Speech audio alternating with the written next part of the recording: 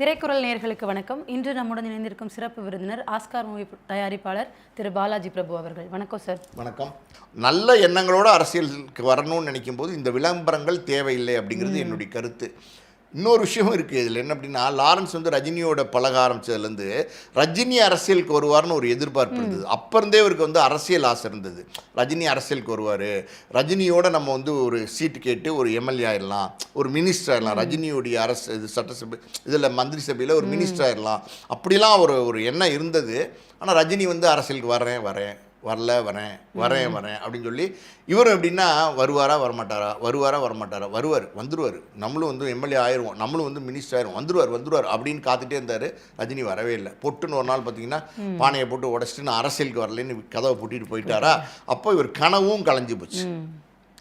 இப்போ வந்து என்ன ஆகி போச்சுன்னா, டிவிகேயில் வந்து விஜய் வந்து அரசியலுக்கு வந்தப்போ நிறைய விமர்சனங்கள், ஏகப்பட்ட விமர்சனங்கள், என்ன தெரியும் ஏது தெரியும் எல்லாமே தாண்டி பார்த்திங்கன்னா அவர் இன்றைக்கி வெற்றி அடைஞ்சிட்டார். இன்றைக்கி முதலமைச்சர்ன்ற ஒரு நாற்காலியில் வந்து உட்காந்துட்டார். இன்றைக்கி டிவிகே அரசாங்கம் வந்து தமிழ்நாட்டில் நடக்குதுன்னும் போது அது ஒரு பெரிய சேலஞ்ச் தான். அது வந்து அது அசால்ட்டாக வந்து அந்த வெற்றியை வந்து விஜய் வந்து அடைஞ்சிருக்கிறார் விஜய் அவர்கள் அப்படிங்கிறது பாராட்டக்கூடிய விஷயந்தான். ஸோ அது இன்றைக்கி பல பேரை வந்து இன்றைக்கி வந்து நடிகர்களை, சினிமாவில் இருக்கிற பிரபலங்களை நம்மளும் ஏன் அரசியலுக்கு வரக்கூடாது அப்படிங்கிற ஒரு எண்ணத்தை தூண்டி விட்டுருக்கு. எம்ஜிஆர் வந்தார்ல, சினிமாக்கும் அரசியலுக்குமே எப்போவுமே வந்து ஒரு தமிழ்நாட்டில் ஒரு கனெக்ட் உண்டு. அண்ணா அவரும் நாடகங்களுக்கெல்லாம் வசனம் எழுதினார், கலைஞர் வந்து திரைப்படங்களுக்கு வசனம் எழுதினார், எம்ஜிஆர் பிரபல நடிகராக இருந்தார், ஜெயலலிதா அம்மையார் வந்து ஒரு நடிகையாக இருந்தாங்க.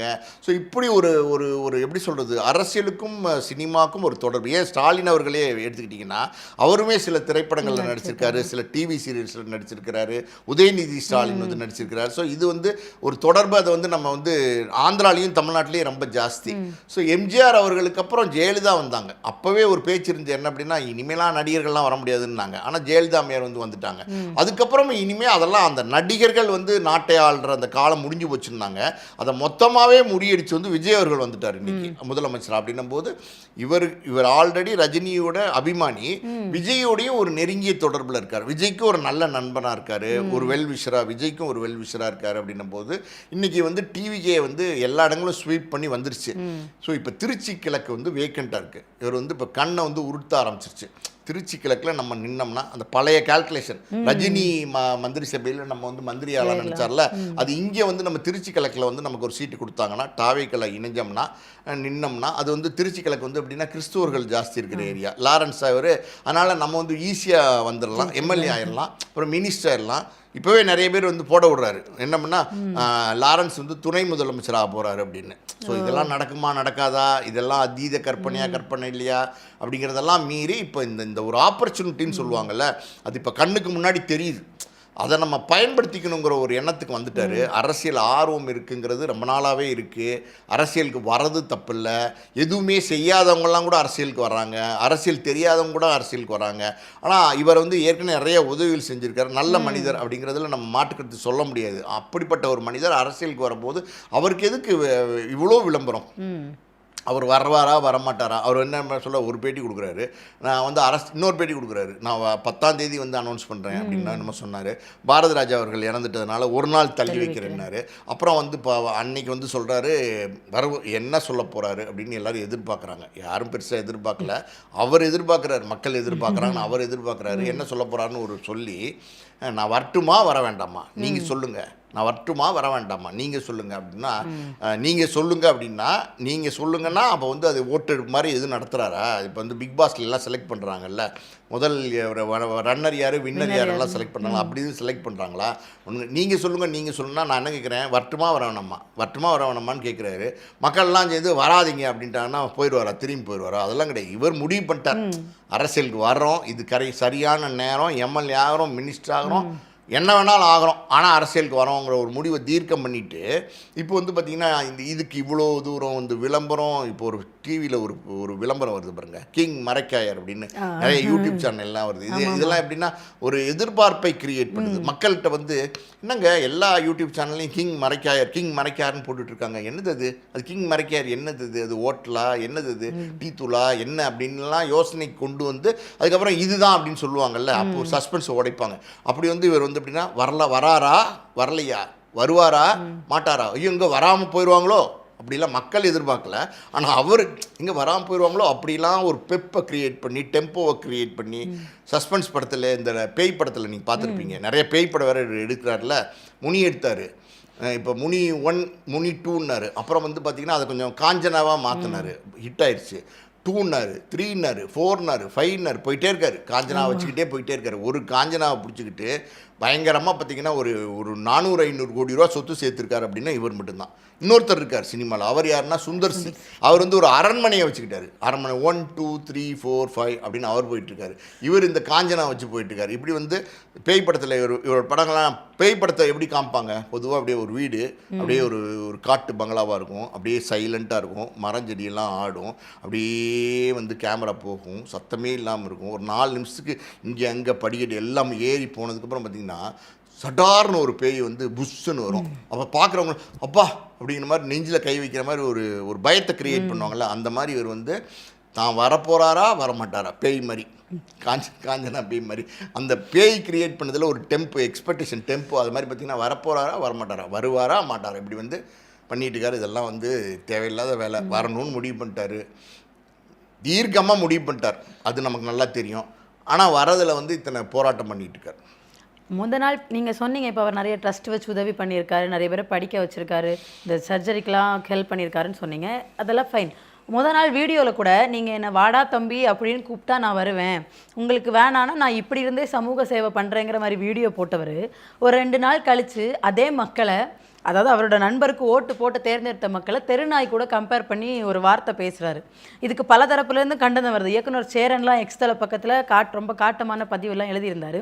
இப்படி மக்களை நல்ல விதமாக நடத்தணும்னு நினைக்கிறவங்க வாயில் அந்த மாதிரி வார்த்தைலாம் வருமா சார்? அதான் சொல்கிறேன், முனி எடுத்த ஒரு வாயில் சனி, இது ஒன்றுமே பண்ண முடியாது. கெட்ட நேரம் வந்துருச்சுன்னு வச்சுக்கோங்க, நீங்களும் ஒன்றும் பண்ண முடியாது, நானும் ஒன்றும் பண்ண முடியாது. நல்ல மனுஷன்தான். ஆனால் பாருங்கள், அரசியலுக்கு வரணும்னு ஆசைப்பட்ட நேரத்தில் கெட்ட நேரம் வந்துருச்சுன்னு நினைக்கிறேன். அவராக வந்து வாயில் சனின்னு கேள்விப்பட்டிருக்கீங்களா? அந்த மாதிரி பார்த்தீங்கன்னா இந்த டிவிக்கு ஆட்சி வந்ததுக்கப்புறம் இந்த 1 மாதத்துக்குள்ளே நிறைய விமர்சனங்கள், மின் தடை, அது இதுன்னு ஏகப்பட்ட பாலியல் கொடுமை, அது நிறைய விமர்சனங்கள் இருக்குல்ல, அதை பற்றி சொல்லணும்னு நினைக்கிறாரு. அது எப்படின்னா இப்போ அரசியலுக்கு வராருல, ஸோ அப்போ நம்ம சாதாரணமாக ஒரு பதில் சொல்லக்கூடாது. எப்படி என்னங்க இந்த ஆட்சியை பற்றி நம்ம நிறைய விமர்சனங்கள் இருக்குது, நீங்கள் என்ன நினைக்கிறீங்க, அது இப்போ தானே வந்திருக்காங்க, 1 மாதம் தானே ஆகுது, கொஞ்சம் டைம் கொடுங்க அப்படின்னு சொன்னால் அது சாதாரண பதில். ஆனால் வந்து எப்படின்னா கொஞ்சம் கோக்குமாக்கா சொல்லுவோம், கொஞ்சம் அறிவாளித்தனமாக சொல்லுவோம், கொஞ்சம் புத்திசாலித்தனமாக சொல்லுவோம். ஏன்னா அரசியலுக்கு வரார். நம்ம இனிமேல் வந்து எப்படின்னா நடிகர் இல்லை, நடிகர்லேருந்து அரசியல்வாதியாக மாற போகிறார் அப்படின்னும் போது கொஞ்சம் யோசனை பண்ணி, கிறுக்குத்தனமெல்லாம் யோசனை பண்ணி, அப்படியே யோசனை பண்ணியிருப்பான்னு நினைக்கிறேன். யோசனை பண்ணி டக்குன்னு என்னென்னா படார்னு ஒரு வார்த்தை விட்டார். புதுசாக ஒரு ஏரியாவுக்கு நம்ம குடி வந்தோன்னு வச்சுக்கோங்க, அங்கே தெருநாயெல்லாம் குலைக்குங்க. அப்போ வந்து இந்த நாய்க்கு என்ன பிடிக்கும்னு யாருக்கும் தெரியாது, இந்த நாய்க்கு பிஸ்கட் பிடிக்குமா, இந்த நாய்க்கு பிரியாணி பிடிக்குமா அப்படின்னு யாருக்கும் தெரியாது அப்படிங்கிற மாதிரி ஒரு வார்த்தையை வந்து விட்டார். அது எப்படின்னா இது வந்து அவர் வேணும்ட்டு சொல்லியிருக்க மாட்டார். ஆனால் எப்படின்னா புத்திசாலி அப்படின்னு நினச்சி சொல்லி, நான் அறிவாளிப்பா, நான் எவ்வளோ பெரிய அறிவாளி தெரியுமா அப்படின்னு சொல்லி வந்து தானாக வந்து இந்த வலையில் உழுகிறதுன்னு சொல்லுவாங்கல்ல.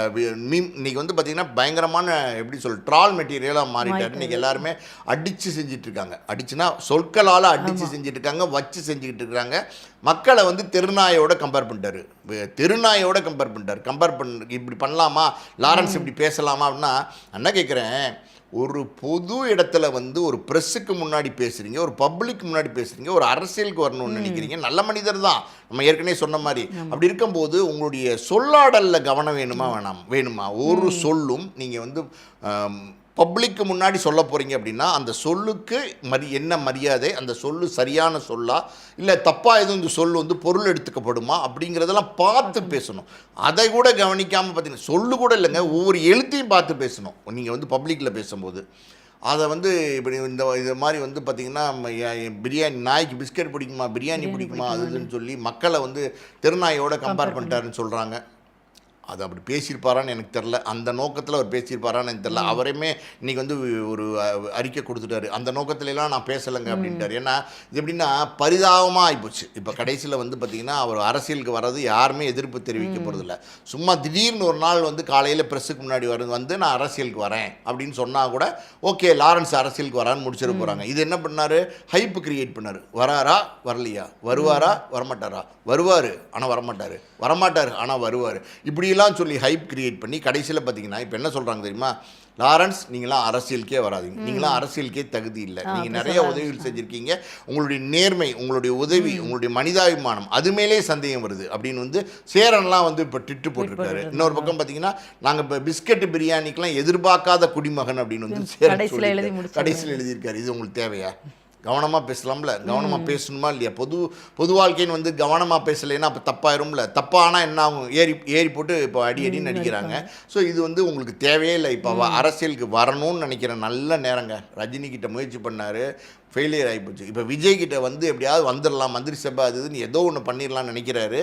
ஆனால் பார்த்தீங்கன்னா எப்படி சொல்கிறது, மண் உழுதுருச்சு அவருடைய ஆசையில் அப்படின்னு தான் சொல்லணும். இப்போ வந்தாலும் திருச்சி கிழக்கில் நின்னாலும் ஓட்டு போடுவாங்களா இப்போ இருக்கிற இந்த மாதிரி ஒரு சூழல்ல அப்படின்னு மன்னிப்பு கேட்குறேன்றதெல்லாம் அப்புறம், நான் அப்படி சொல்லலைங்கிறதெல்லாம் அப்புறம். ஆனால் இன்றைக்கெல்லாம் பார்த்தீங்கன்னா சோஷியல் மீடியாவில் டோட்டலாக டிபேட் பண்ணி போயிட்டுருக்கு. லாரன்ஸ் பேசுறது சரியா தப்பா, மக்களை எப்படி தெருநாயோட ஒப்பிட்டு பேசுவார் அப்படி இப்படி பேசுகிறாங்க. நான் என்ன கேட்குறேன், எதுக்கு தெருநாயெல்லாம் இழுக்கிறீங்க? நீங்கள் பேசுகிறீங்க இந்த ஆட்சி நல்லா இருக்கா நல்லா இல்லையா, நல்லா இருக்கு நல்லா இல்லை, நேர்மையாக ஒரே வரியில் பதில் சொல்லி தான் பிரச்சனையெல்லாம் வந்திருக்கு. அதில் இது இழுத்து விட்டாரு. இப்போ வராதிங்கன்னு சொல்ல ஆரம்பிச்சிட்டாங்க. இப்போ வந்து அவர் என்ன கேட்டார், வரட்டுமா வேணாமா, இப்போ என்ன சொல்கிறாங்க, வராதிங்கன்ட்டாங்க. அதாவது வந்து தம்பி லாரன்ஸ் நீங்கள் வந்து அரசியலுக்கு வாங்கன்னு கூப்பிட்டா நான் வரேன், இல்லைன்னா நான் வந்து இப்போ இருக்கிற மாதிரியே இருக்கேன்னு சொன்னார்ல.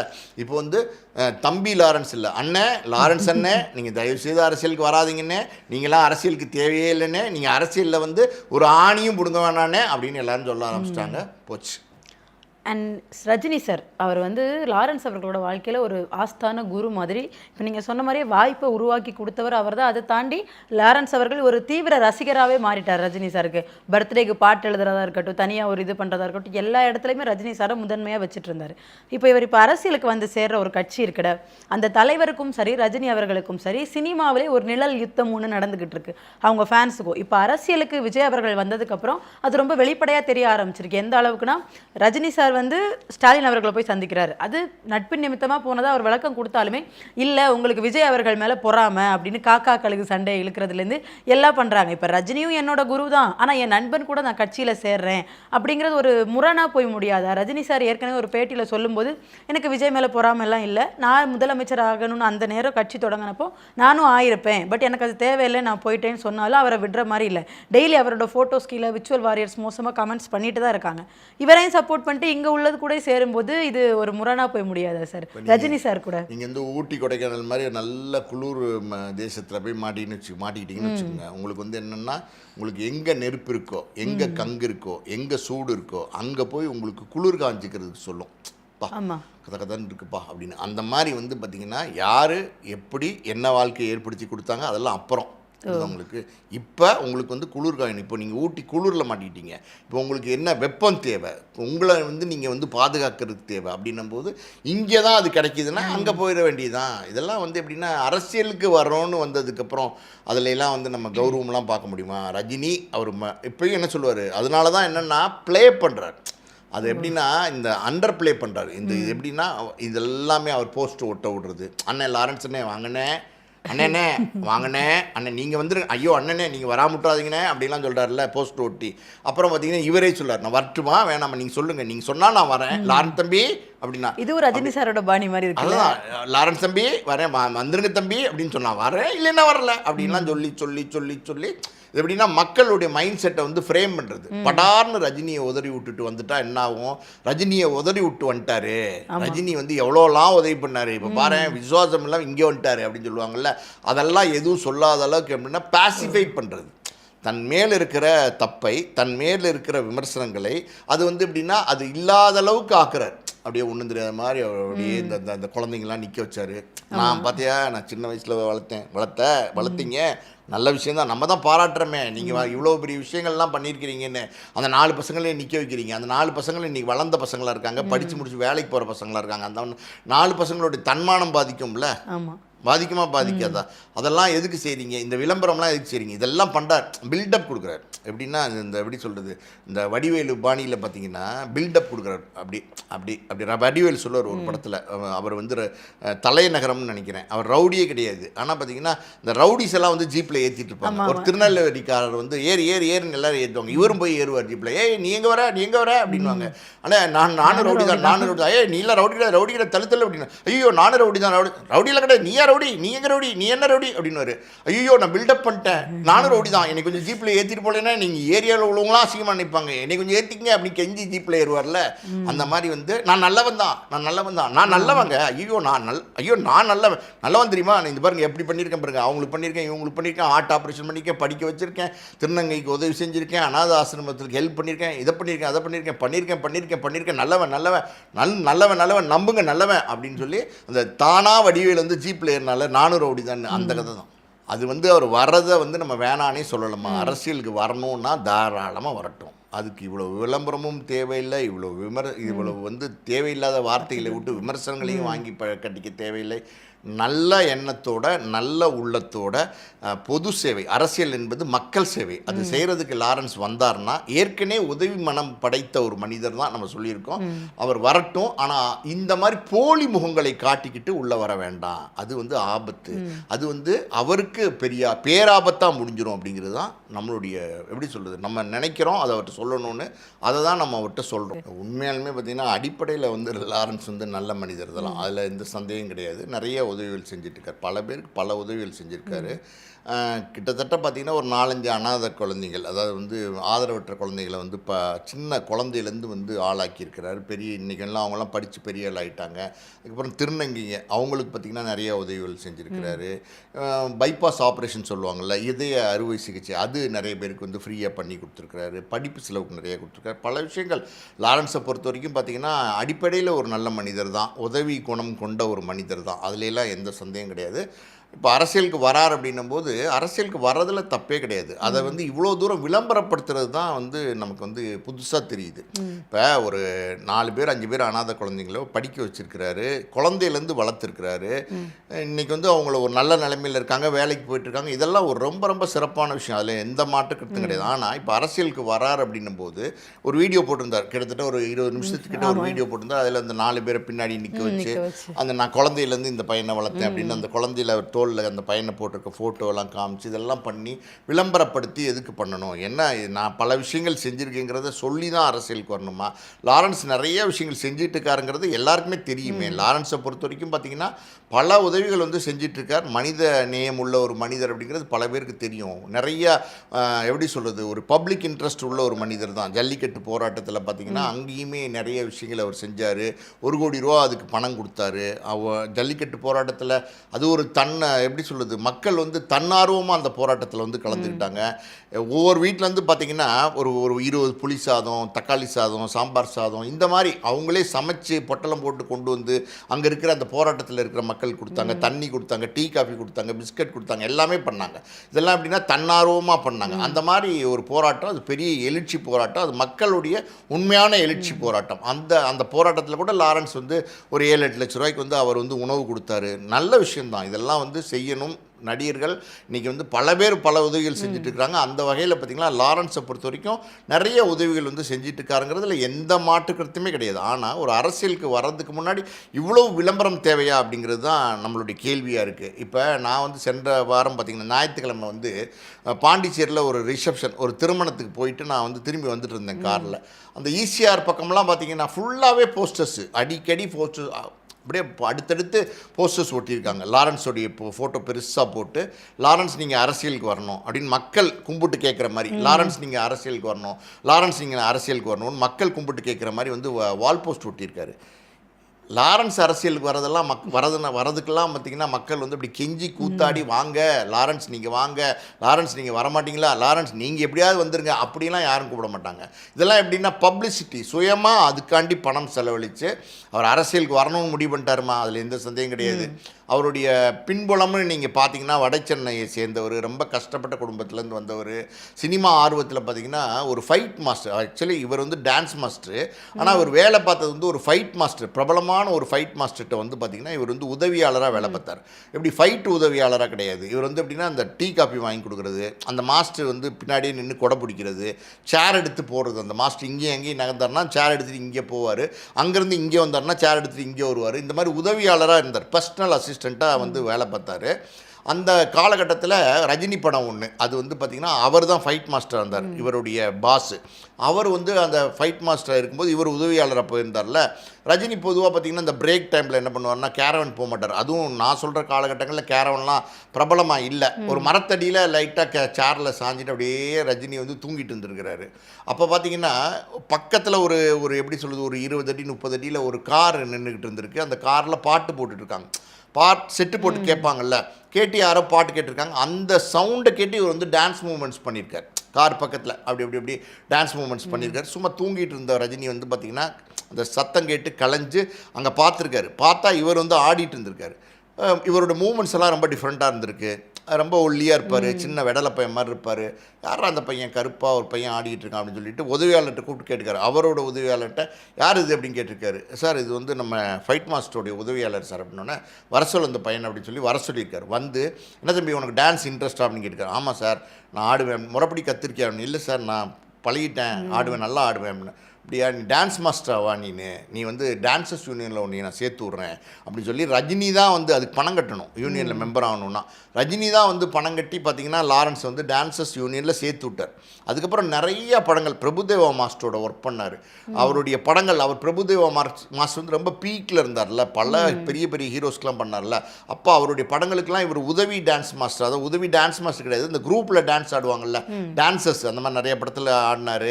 இவருடைய டான்ஸ் வந்து மூமெண்ட்ஸ் வந்து ரொம்ப டிஃப்ரெண்ட்டாக இருக்கும். அப்போ நிறைய பிரபலங்கள், அதாவது பெரிய பெரிய நடிகர்களுடைய தொடர்பு வந்து ஒரு கிடச்சிது, பல பேரோட பேசுகிற தொடர்பு கிடச்சிது. அப்போ விஜய், அஜித், அப்புறம் பிரசாந்த், இப்படி பல பேர் வந்து அந்த காலகட்டத்தில் பார்த்திங்கன்னா ஓரளவுக்கு அப்கமிங்காக வந்துட்டுருக்காங்க ஹீரோஸு.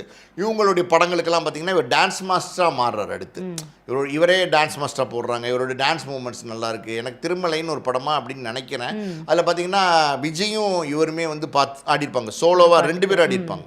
அது இவர் விஜய் டான்ஸை கேட்கவே வேண்டாம், ரொம்ப பிரமாதமாக ஆடுவார், பிச்சு உதறிடுவார். இவர் டான்ஸர் இல்லையா, இவர் வந்து பேசிக்கலாக டான்ஸர். இவரும் அல்டிமேட்டாக வந்து பண்ணியிருப்பார். அந்த சாங்கே ரொம்ப நல்லாயிருக்கும். ஸோ அடுத்தடுத்து நிறைய படங்களுக்கு வந்து பார்த்திங்கன்னா நடிகர்களோடு சேர்ந்து ஆட ஆரம்பித்தார். ஸோ அப்போ மக்கள் வந்து இவரை கவனித்தாங்க, யாரா இது அப்படின்னு போது லாரன்ஸ் அப்படின்னு சொன்ன ஒரு பேர் கிடச்சிச்சு. அப்போ ரஜினியோடைய தொடர்பு இருக்குது பார்த்திங்களா, அது வச்சு அப்படியே தொடர்ந்து வச்சுக்கிட்டே இருந்தார். அது எப்படின்னா ரஜினியோட குட் புக்ஸில் வந்து லாரன்ஸ் இருந்தார். ரஜினி வந்து நினச்சா போய் போயஸ் தோட்டத்தில் பார்ப்பார், காலில் வந்து ஆசீர்வாதம் வாங்குவார். அவர் ராகவேந்திரா சாமியை கும்பிட்றதுனால இவரும் வந்து ராகவேந்திரா சாமியை கும்பிட ஆரம்பித்தார். ராகவேந்திரா சாமிக்கு ஒரு கோயிலே கட்டியிருக்காரு. ஸோ இந்த மாதிரி ஒரு ரஜினி ஃபாலோவராக, ரஜினியோட வெல்விஷராக அப்படியே தொடர்ந்துட்டு இருந்தார்.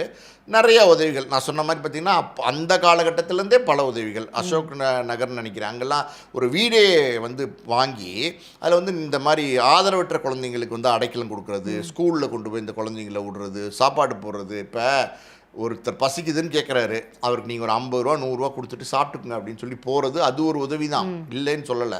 ஆனால் அதே நேரத்தில் அந்த பசிக்குதுங்கிற நபரை வந்து கூட்டிகிட்டு வந்து அவருக்கு வந்து உங்கள் கையாலே சாப்பாடு போட்டு அவங்களை சாப்பிட வச்சு சந்தோஷப்படுத்துறது இருக்குது பார்த்திங்களா, அது இன்னும் ஒரு படி மேலே.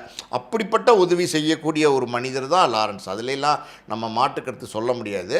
ஆனால் அரசியலுக்கு வரும்போது ஏன் இவ்வளோ விளம்பரம், எதுக்கு இவ்வளோ விளம்பரம்ன்ட்டு நமக்கு தெரியல.